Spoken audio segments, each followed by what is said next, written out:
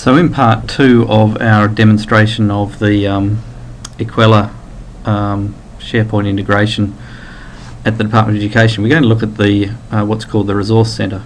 So if I choose the Resource Centre icon, this takes us to a part of the eCentre which is specifically around resources for teaching and learning, and in particular it uses the EQUELLA content management system behind the scenes to perform searching and browsing. So the most basic thing we can do is just do a simple search. This does a free text search across EQUELLA, across all collections that are public.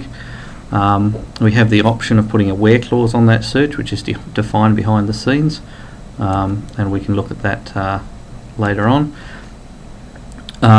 We can also get various pieces of metadata in different ways. So we get the title and description, we get who the resource is for, what areas, and also a tick if it's a quality assured resource.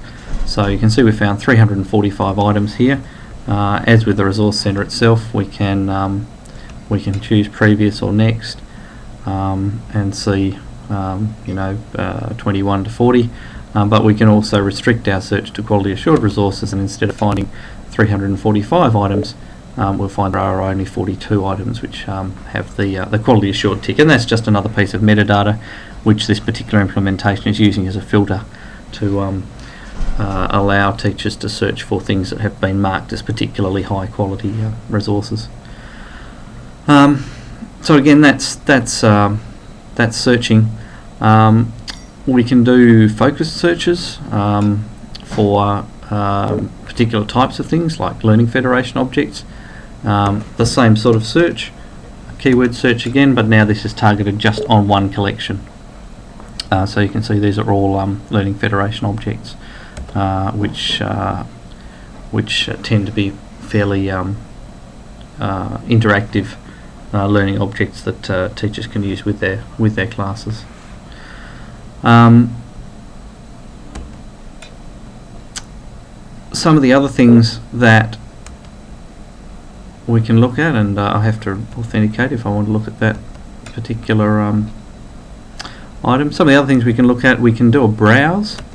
Browsing is doing a number of counts in EQUELLA, so it's counting all of the objects that are tagged with these metadata values for the type of resource and for the appropriate user level for the resource. And so by going to any one of these places, we can see that there are, for example, 208 objects which are marked as appropriate for upper secondary on the topic of world futures. And so if we click on that cell in the matrix, it will go away and perform a search with that particular where clause on the metadata to say upper secondary world futures, show me all the objects here, and that will again give us a list which we can then refine again, so we can look for all tree based items.